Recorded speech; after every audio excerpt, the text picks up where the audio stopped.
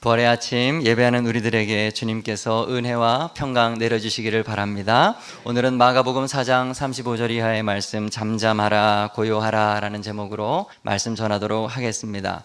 공생의 초기에 예수님께서는 갈릴리 지역에서 사역을 하셨습니다.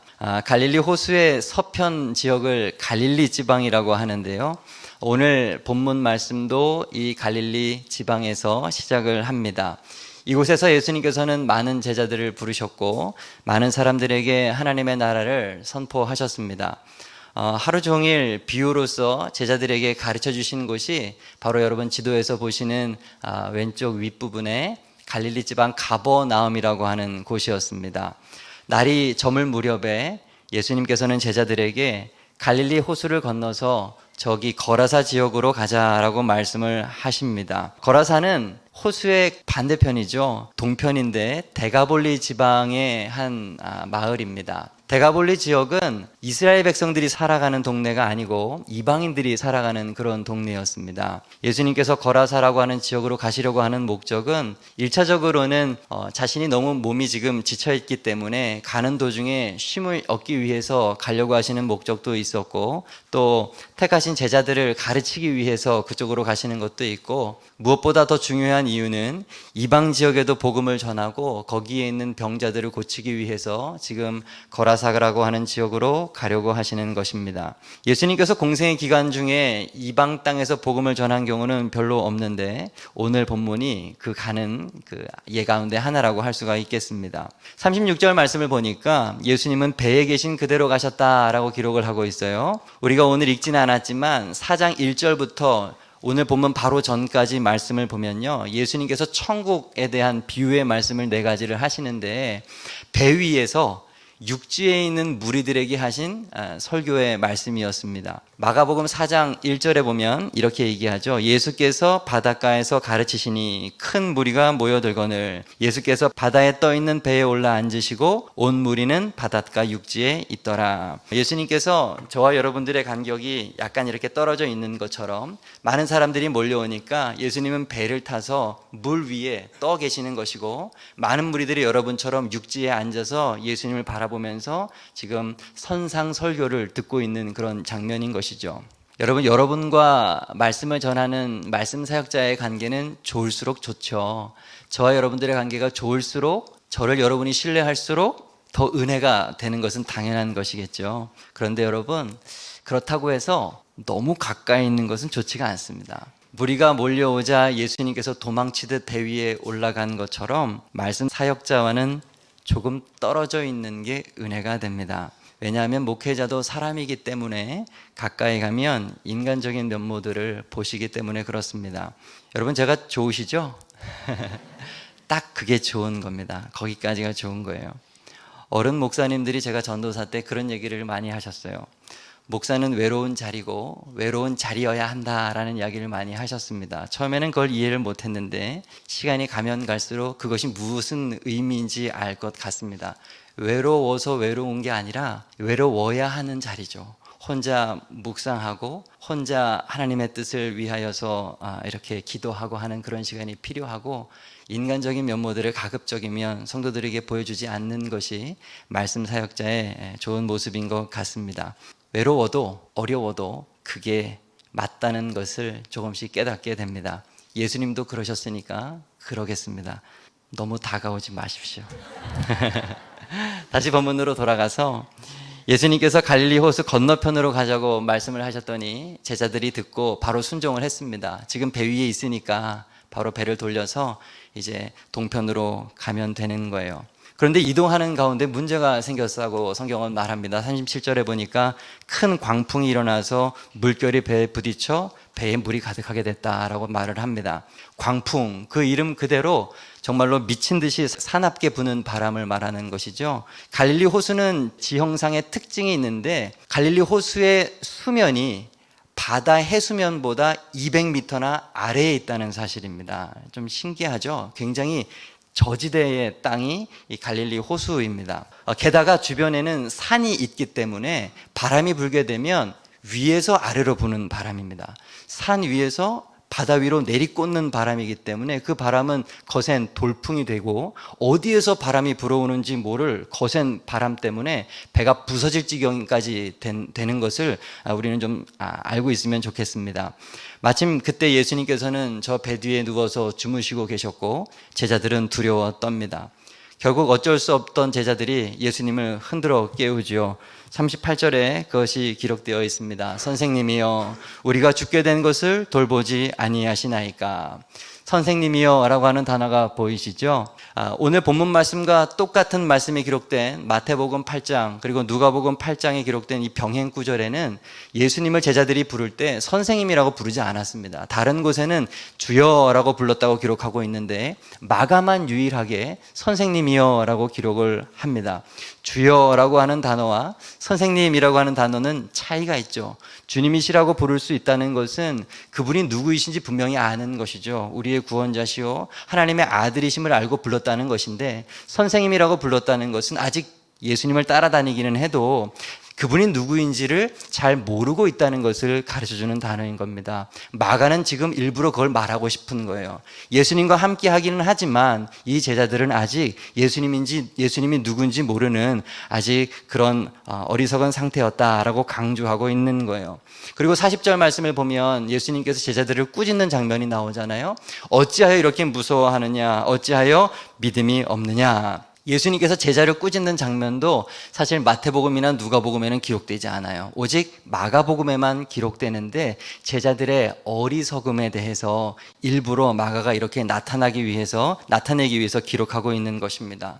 잠에서 깨신 예수님께서는 바다를 향하여서 잠잠하라, 고요하라 명하십니다. 그러자 언제 그랬냐는 듯이 호수는 아주 고요해졌습니다. 여러분, 오늘 우리가 읽은 이 이야기, 제자들이 예수님과 함께 갈릴리 호수를 건너가는 이 이야기는 오늘 신앙생활하는 우리들의 이야기입니다. 이것은 비유로 이해할 수가 있는데요. 갈릴리 호수는 이 세상을 말하는 것이요, 예수님과 제자들이 탄 배는 교회를 상징하는 것이며, 그들이 만난 폭풍은 어둠의 세력으로부터 교회와 성도가 당하는 환난을 의미한다라고 할 수가 있겠습니다. 제자들이 예수님의 말씀에 순종하고 결단해서 그분을 따라 호수 건너편으로 건너가고 있는 것처럼 우리도 예수님을 믿고 그분을 나의 삶의 구주로 결단하고 저 영원한 하나님의 나라로 오늘도 항해의 길을 가고 있는 것입니다. 그런데 풍랑이 있는 거예요. 예수님을 잘 믿어보겠다고 하고 그분을 쫓았건만 정작 먼저 찾아온 것은 축복이 아니라 시련이었습니다. 여러분, 예수님을 믿는 우리들의 인생에 시련이 일어날까요? 일어나죠. 주님을 믿어도 시련은 오는 것입니다. 마태복음 5장 45절 하반절 말씀을 같이 한번 읽어보시죠. 시작. 하나님이 그 해를 악인과 선인에게 비추시며 비를 의로운 자와 불의한 자에게 내려주심이라. 아멘. 하나님은 햇빛과 같은 좋은 일을 선한 사람들한테만 주시는 것이 아니라 악인에게도 허락하신다는 거예요. 그리고 굳은 비바람을 불의한 자에게만 주는 것이 아니라 의로운 자에게도 내려주신다라고 하시는 겁니다. 여러분, 예수님 믿어도 아플 수가 있습니다. 예수님 믿어도 사업에 실패할 수 있습니다. 자녀 문제로 고통을 당하기도 하고요. 예수님 믿고 나서 오히려 더 일이 꼬이는 경우도 있을 수가 있습니다. 우리 믿음의 선배들도 다 이런 경험을 했어요. 여호와여, 어찌하여 멀리 서시며 어찌하여 환난 때에 숨으시나이까. 내가 이렇게 고통스럽고 어려운 때 하나님 어디 계십니까? 마치 하나님이 계시지 않은 것처럼 힘들고 어려울 때가 있다라고 하는 말이죠. 여러분, 그러나 중요한 것은 그러한 폭풍 중에 있는 우리 인생의 배에 주님이 함께 하시다는 사실을 잊지 마시기 바랍니다.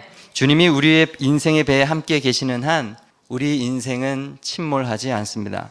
주님이 계시는 배가 풍랑을 만날 수는 있어도 파손하지는 않습니다. 이것이 주님이 계신 인생과 주님이 없는 인생의 차이인 것이죠. 생각을 바꾸시기를 바랍니다. 주님을 믿는데 왜 시련이 있는가 이렇게 생각하지 마시고, 시련이 있어도 주님이 나와 함께 하신다 이렇게 생각하면 우리는 넉넉히 어려움을 이길 수가 있는 것입니다.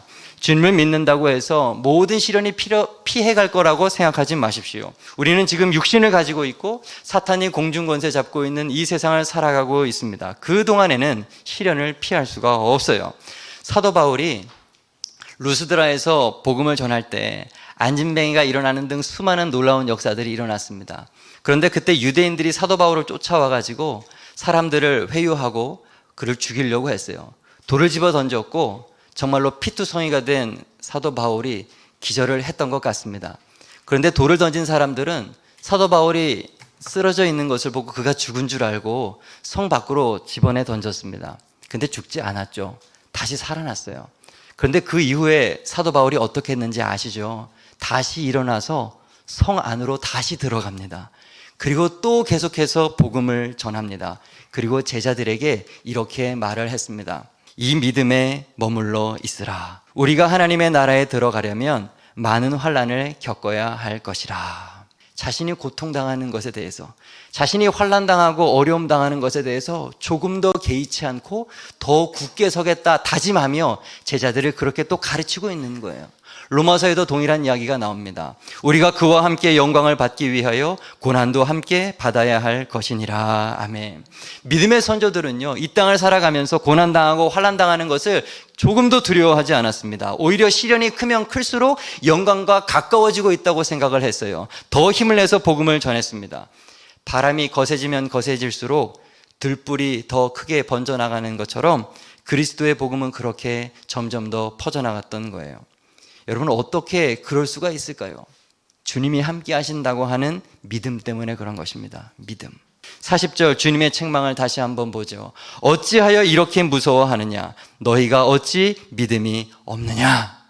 사랑하는 여러분, 믿음이 있으면 견뎌낼 수가 있습니다. 믿음이 있으면 아무리 힘들고 어려운 상황이라 할지라도 이겨낼 수가 있는 거예요. 믿으십시오. 주님이 여러분과 함께 하고 계십니다. 이사야 43장의 말씀을 약속의 말씀으로 붙드십시오. 크게 한번 읽어보겠습니다. 시작. 내가 물 가운데로 지날 때에 내가 너와 함께 할 것이라. 강을 건널 때에 물이 너를 침몰하지 못할 것이며 내가 불 가운데로 지날 때에 타지도 아니할 것이요 불꽃이 너를 사르지도 못하리니 대저 나는 여호와 내 하나님이요 이스라엘의 거룩한 이요 내 구원자임이라. 아멘. 아멘. 이 말씀을 약속의 말씀으로 붙드시고 그 어떤 풍랑도 그것이 물이든지 불이든지 주님이 주시는 힘으로 여러분 앞에 놓인 문제의 벽들을 담대히 뚫고 나아가기를 축복합니다. 믿음이 우리를 이기게 하는 것입니다. 다음으로 38절 말씀을 좀 보도록 하겠습니다. 제자들과 배를 타고 갈릴리호수 건너편으로 건너가시는 동안에 예수님이 고물에서 주무셨다라고 성경은 기록하고 있어요. 여기 고물이라고 하는 단어가 있는데 이것은 배의 뒤쪽을 말하는 겁니다. 고된 사역 때문에 예수님은 제때 식사도 하지 못하시고 잠도 충분히 주무시지 못하셨던 거죠. 이해가 됩니다. 어쩔 수 없이 짬을 내어서 이렇게 주무시는 거죠. 그런데 이 구절을 묵상하면서 문득 이런 생각이 들었습니다. 풍랑은 예수께서 배 뒤에서 주무실 때 일어났구나. 그러면서 동시에 이러한 질문이 생겼습니다. 그렇다면 내 인생의 항해에 주님은 어디 계시고 주님은 무엇을 하고 계실까? 사랑하는 여러분, 여러분의 인생의 항해에 예수님께서 뒤에서 주무시지 않게 하시기를 바랍니다. 다른 말로 하면 예수님보다 여러분이 너무 앞서가지 않기를 바랍니다. 누가복음 2장에 보면 유년 시절 예수님의 이야기가 기록이 되어 있습니다. 언젠가 주일에도 말씀드렸던 적이 있던 것 같은데 12살 되었던 예수님이 부모님과 함께 유월절을 지키기 위해서 예루살렘 성전에 올라가셨죠. 절기를 다 마치고 돌아올 때 문제가 생겼다고 그랬어요. 하루를 왔는데 아버지 어머니 요셉과 마리아가 보니 예수님이 안 보이는 거예요. 어떻게 했다고 했습니까? 다시 돌아가서 예수님께서 성전에 있는 것을 찾았다고 성경은 기록하고 있죠. 문제가 뭡니까? 부모가 예수님보다 앞서간 게 문제였던 거예요. 앞서간 게 문제. 예수님을 잃어버린 기간은 하루였지만 예수님을 찾는 데는 사흘이 걸렸다고 성경은 기록하고 있습니다. 우리가 주님보다 앞서가면, 내 생각을 앞세워서 먼저 나가면 바른 신앙으로 되돌아오는데 더 많은 노력이 필요한 것입니다. 우리가 잘 아는 사울 왕, 그의 문제도 하나님보다 생각이 앞섰다는 거예요. 블레셋과의 전투를 앞두고 백성들은 무서워가지고 막 도망은 가는데 빨리 전투는 치러야겠고, 하지만 전쟁을 치르기 전에 제사는 드려야 되는데 사무엘 선지자는 불러도 오지를 않고 기다리다 결국 사울 왕은 사무엘을 기다리지 못하고 자기가 제사를 드리고 말았습니다. 제사를 마치자 바로 도착했던 사무엘 선지자가 호통을 쳤습니다. 사무엘상 13장 13절 이하. 왕이 망령되이 행하였도다. 왕이 하나님 여호와께서 왕께 내리신 명령을 지키지 아니하였도다. 왕의 나라가 길지 못할 것이라. 하나님의 생각보다 앞서서 행동했던 사울 왕 때문에 하나님은 그를 끊어버리셨어요. 왕의 자리에서. 예수님의 수제자인 베드로도 마찬가지였습니다. 언제나 그는 불같은 성격 때문에 주님의 꾸지람을 들었어요. 언제나 성급했고 한두 번이 아닙니다. 먼저 선을 넘는 일을 자주 했어요. 가장 대표적인 사건이 마태복음 16장이죠. 제자들을 불러놓고 엄숙하게 예수님께서 말씀하셨죠. 나는 곧 고난을 당하고 십자가에 죽게 될 것이다. 그리고 다시 살아나게 될 것이다. 그러나 이 이야기를 듣자마자 베드로가 이야기를 합니다. 주여 그리하지 마옵소서. 이 일이 결코 주께 미치지 않을 것입니다. 아마 혈기를 부리면서 안 됩니다 큰 소리를 쳤던 것 같습니다. 자기 생각에 주님이 죽는다고 하시니 안 된다고 말하는 거겠죠. 하지만 그것은 온 인류를 구원하시기 위한 하나님의 뜻과 반대되는 어리석은 말이었습니다. 그래서 주님이 뭐라고 말씀하십니까? 베드로에게 이르시되 사탄아 내 뒤로 물러가라. 너는 나를 넘어지게 하는 자로다. 내가 하나님의 일을 생각하지 아니하고 도리어 사람의 일을 생각하는도다 하시고, 베드로의 문제도 앞서가는 거예요. 하나님의 생각보다 자신의 생각, 사람의 생각을 앞세웠던 것이 문제였습니다. 성경에 보면 그런 사람들이 너무 많죠. 다윗도 언약궤를 옮기려고 할 때 자신의 성전에 옮기는 생각까지는 좋은데 하나님의 말씀 그대로 제사장이 메어서 옮겨야 하는데 수레로 옮기다가 문제가 생기지 않았습니까? 우사도 옆에 있다가 소가 뛸 때 언약궤를 붙잡은 게 그것도 문제죠. 다윗도 성급한 것이 문제였고 우사도 성급한 것이 문제였고 성경을 보십시오. 다 성급한 것이 문제고 주님보다 앞서가는 것이 문제였습니다. 성경의 많은 죄가 다 거기에서 비롯되는 것입니다. 시편 16편 8절 말씀. 내가 여호와를 항상 내 앞에 모심이여 그가 나의 오른쪽에 계심으로 내가 흔들리지 아니하리로다. 아멘. 여러분, 주님은 우리 앞에 계셔야 돼요. 우리 앞에. 예수님을 내 배의 뒤편에서 그저 주무시도록 두지 마시기를 바랍니다. 여러분의 생각이 앞서지 않도록 주의하십시오. 사실 가정에서나 교회에서나 직장에서나 문제가 다 거기에서 비롯되는 거예요. 자, 이 시간 따라하겠습니다. 나만 뒤로 가면 문제가 해결된다. 한 발자국만 뒤로 가세요.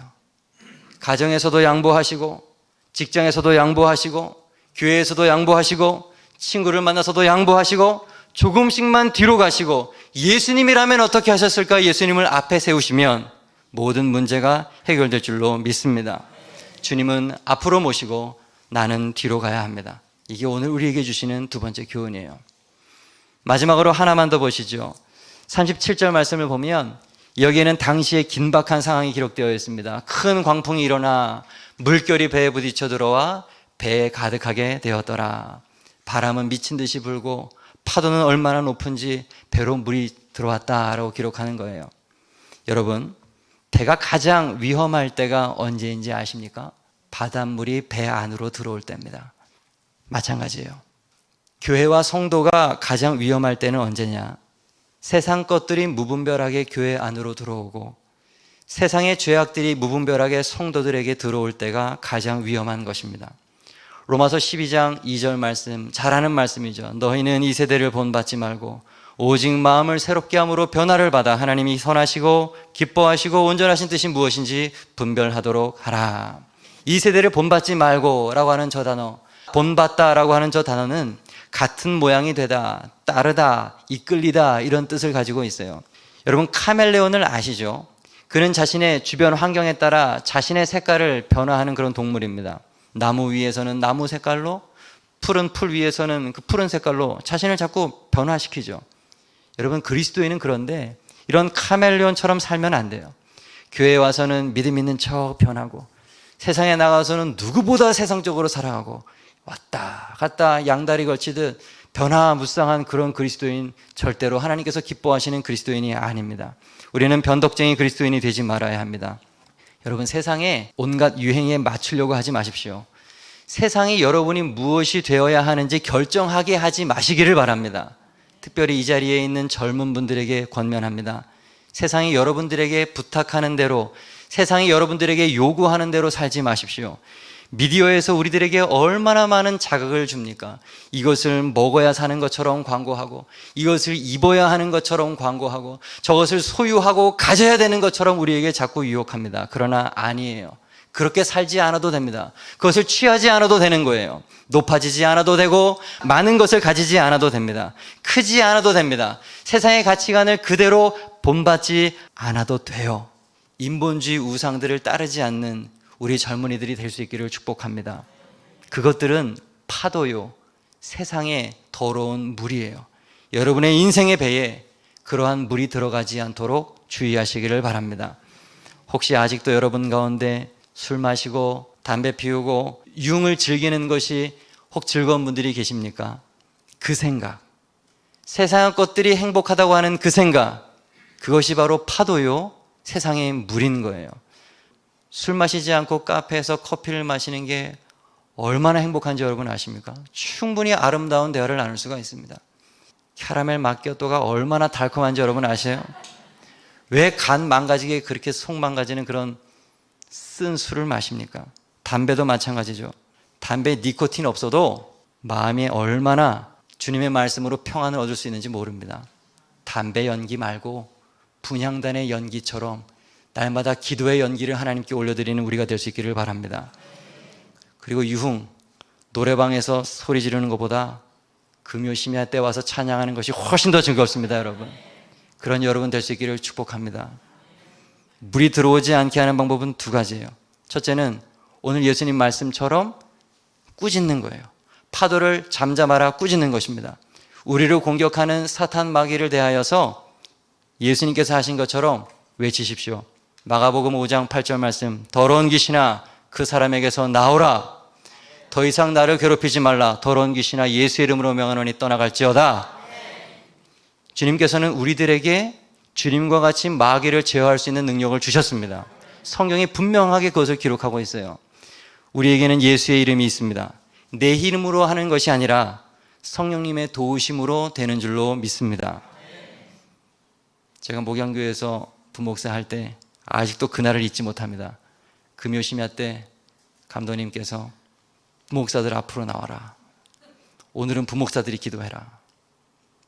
한 번도 축기 사역이라든가 성령의 사역에 대해서 생각해 본 적도 없고 내가 할 거라고 생각해 본 적도 없었어요.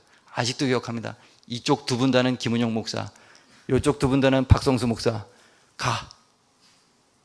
동그래져가지고 어떻게 하지? 근데 마지막에 그러셨어요. 걱정하지 마. 성령님이 하셔. 2m가 왜 그렇게 먼지요? 첫 번째 손으로 얹은 분이 키가 되게 크셨어요. 이렇게 가지고 성령님 도와주세요. 쿵. 뭐야? 사람이 하는 것이 아니에요. 저는 믿음이 없고 아무것도 하지 않지만 성령님께서 하시는 거죠. 여러분도 하실 수가 있습니다. 예수님의 이름으로 더러운 귀신을 몰아내십시오. 승리하는 인생이 될 줄로 믿습니다. 두 번째는 물이 들어오지 않도록 벽을 높이 쌓는 거예요. 말씀의 벽입니다. 말씀의 벽으로 여러분의 영혼을 든든히 지키실 수가 있어요. 금요일마다 느헤미야 강해를 계속 이어서 하고 있습니다. 주제가 무엇입니까? 성벽을 재건하라는 거예요. 성벽을 재건하라. 수룹밥의 성전만으로는 부족하다는 거죠. 성전을 둘러싸고 있는 성벽이 구멍이 뚫리고 무너져 있는데 그게 되겠습니까? 예배를 드리려고 하면 공격하고 성벽이 튼튼해야 되죠. 성벽이. 그것은 무엇입니까? 말씀인 것이에요. 작년에 우리 교회가 시작되고 오후 예배가 시작되면서 바로 시작한 것이 무엇입니까? 교리 공부였습니다. 신앙의 틀 세우기, 하나님의 말씀의 틀을 세우는 것이었습니다. 신앙의 틀이 무엇입니까? 우리의 믿음의 성벽인 것이에요. 말씀으로 높이 세워서 우리의 영혼을 보호하는 저와 여러분 될 수 있기를 축복합니다. 모든 지킬 만한 것 중에 더욱 내 마음을 지키라. 아멘. 내 힘으로 어떻게 내 마음을 지킵니까? 내가 지키는 것이 아니에요. 하나님의 말씀이 내 마음에 담겨서 말씀이 나를 지켜주는 것입니다. 배 안에 물이 들어오지 않게 해야 합니다. 그런 여러분 되기를 바랍니다. 오늘 말씀을 정리하겠습니다. 잠잠하라, 고요하라. 첫째, 주님을 믿는데 왜 시련이 있는가 불평하지 말고 시련 중에도 주님이 함께 하시는구나 라고 하는 믿음을 가지시기를 바랍니다. 둘째, 주님은 앞으로 모시고 우리는 뒤로 가야 합니다. 한 발 내가 뒤로 물러설 때 우리의 모든 속해 있는 공동체가 다시금 일어나게 될 줄로 믿습니다. 세 번째, 배 안에 물이 들어오지 않게 해야 합니다. 세상에 악한 것이 올 때 예수 그리스도의 이름으로 무찌르고 말씀의 벽을 튼튼히 세워서 거룩을 지키는 새생명 배단위의 모든 성도 될 수 있기를 주님의 이름으로 축복합니다. 아멘.